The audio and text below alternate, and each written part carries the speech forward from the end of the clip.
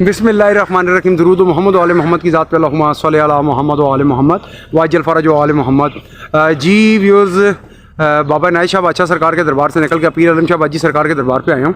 और बादशाहों का दरबार जो मुज़फ़्फ़राबाद है उसकी मरकज़ी इमाम बारगाह के साथ है और वहीं पे कब्रिस्तान भी है। पीर आलम शाह बुखारी सरकार जो हैं वो बुखारी सादात हैं, आपका शजरा और पीर शनासी जो सरकार हैं उनका शजरा, और दोनों एक ही ख़ानदान से मुंसलिक हैं। और आपका सारा ख़ानदान मनकरा से चल के आगे पीछे पूरे पाकिस्तान में फैला। पीर आलम शाह बुखारी सरकार और पीर शनासी सरकार का ख़ानदान एक ही है, आप दोनों एक ही शजरे से ताल्लुक़ रखते हैं और आप दोनों आजी इमाम सरकार की औलाद में से हैं। और ये सबसे मेन बात आपको बताऊं कि ये सारा का सारा ख़ानदान जो बुखारियों का ख़ानदान है वो हरीपुर के बीच में एक इलाका है मनकरा, वहाँ से इनका ताल्लुक़ है। और मनकरा एक ऐसा इलाका है कि जहाँ पर बुखारी सादात की काफ़ी तादाद काफ़ी अरसे से और काफ़ी कदीम पाई जाती है। यूँ समझ लीजिए कि जिस तरह काज़मी सादात का इलाका कसरा सईदा और चकवाल है, इसी तरीके से बुखारी सादात का इलाका अगर कहा जाए तो मनकरा इनका आबाई इलाका बन जाता है। और इसमें कोई गलत बात नहीं है कि बुखारी सादात सारी की सारी तकरीबन उसी इलाके से हिजरत करके आगे पीछे गई है और काफ़ी बड़े बड़े बुज़ुर्ग भी इनके ख़ानदान में से निकले हैं। आइए चलते हैं बाबा आलम शाह बुखारी सरकार के दरबार पे। हिंद सिंध में बुखारी सादात सबसे पहले उच्च प्लॉट के इलाके में आए हैं और वहाँ से निकल के आगे पीछे फैले हैं पूरे हिंद सिंध के बीच में। जबकि ये अगर ऊपरी इलाके की बात की जाए तो उस इलाके के बीच में मनकरा का इलाका है जिस जगह पे बुखारी सादात ने अपना डेरा किया और वहाँ से आगे बढ़े। बाबा जी सरकार के दरबार पे काफ़ी सारे लोगों ने काफ़ी सारे करामात को होते हुए देखा है, जिनके बीच एक करामत तो ये कि बाबा जी सरकार के दरबार पे जिस अक्सर लोग कहते हैं झाड़ू मारता था शेर आके, और कई लोगों ने अपनी आंखों से देखा कि बाबा जी सरकार के दरबार पे बब्बर शेर आता था और अपनी दाढ़ी से झाड़ू दे के जाया करता था, सफाई करता था। ये बाबा जी सरकार की काफी ज्यादा मशहूर किस्म की एक जो आप करामत कह रहे वो है। और वो आज से तकरीबन 20-25 साल पुराने जो लोग मौजूद हैं जिन्होंने अपनी आंखों से देखा होगा वो आज भी जिंदा है। और वो जब आप बाबा जी सरकार के दरबार पे आएंगे तो वो बताते भी हैं इस तरह की बातें काफी सारी। दरबार पर पहुँच के सबसे पहले मैंने फातिहा खानी की। बाबा जी सरकार का दरबार काफ़ी ज़्यादा पुरसुकून और खामोश दरबार है। यहाँ पे किसी किस्म का कोई शोर शराबा या कोई इस तरह की कोई चीज़ हरकत आप कभी महसूस नहीं करेंगे और बाबा जी खामोशी पसंद है।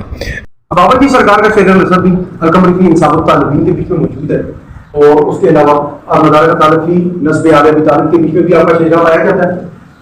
बाबा जी सरकार का जो नाम है पीर आलम शाह बुखारी सरकार है, आपके वालिद का नाम मुहिब अली शाह है, आपके दादा का नाम पनाह अली शाह और उनके वालिद का नाम अब्दुल बारी शाह सरकार है जो कि हाजी इमाम के नाम से मशहूर है।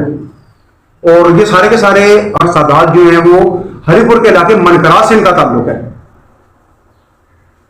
और बाबा जी सरकार वो जलाली हस्ती हैं। वो बुखारी सादात का पहले में मैंने जिक्र किया हुआ है कि बुखारी सादात जितनी भी हैं वो सब जलाली हैं और काज़मी पूरा ठंडे होते हैं इस मामले में, लेकिन कई काज़मी सादात भी मैंने देखे हैं बहुत ज़्यादा जलाली पीर हैं, लेकिन ये बादशाह सरकार काफ़ी ज़्यादा जलाली है। और आज भी बादशाहों के दरबार पे काफ़ी सारी करामात लोग देखते हैं। जैसा मैंने आपको हर दरबार में दिखाया है कि वहाँ पर मौला गाजी शहनशाह का आलम नस्ब होता है, और तो पीर आलम शाह बुखारी सरकार के दरबार पर भी एक बहुत ही बुलंद और बाला और मजबूत स्तून के साथ एक अलम को नस्ब किया गया। उसकी वजह यह कि ये दरबार के साथ पीर आलम शाह बुखारी सरकार के नाम से ये एक इमाम बारगाह भी मंसूब है जिसके साथ ये अलम नस्ब किया गया है। और अब आपको मैं इस अलम के साथ साथ इमाम बारगाह का भी विज़िट करवाता हूँ, चलिए मेरे साथ।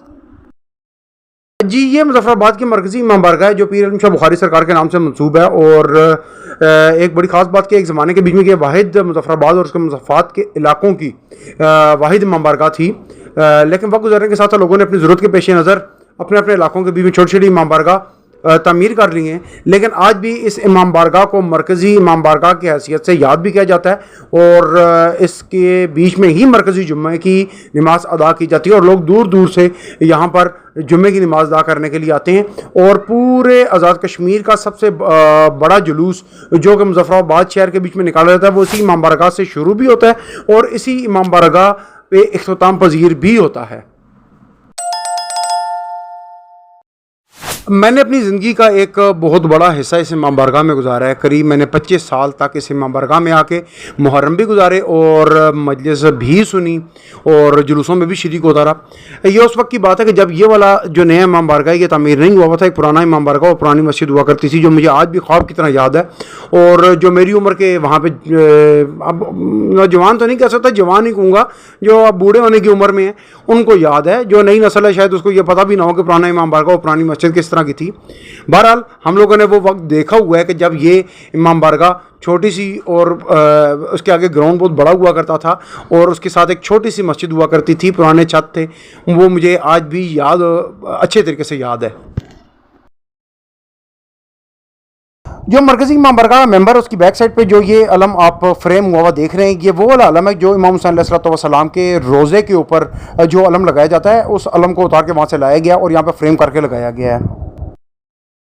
इस अलम के यहाँ मौजूद होने से ये चीज़ साबित होती है कि ये लोग अपने अकीदे के बीच में बहुत मजबूत हैं।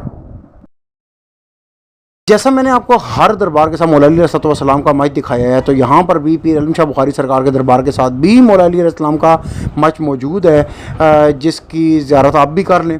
और ये मच आज भी उसी तरह पुरानी जो हालत है उसमें कायम दायम है। और जो मलंग यहाँ पे रहते हैं वो यहाँ पर बाकायदगी से इस मच को रोशन भी करते हैं। मैंने भी इस मच के बीच में बैठ के कई दफ़ा लंगर और न्याज किया है और दोबारा भी मेरी ख्वाहिश है कि जब भी मैं आऊँ यहाँ पे तो लंगर और न्याज करके यहाँ से जाऊँ।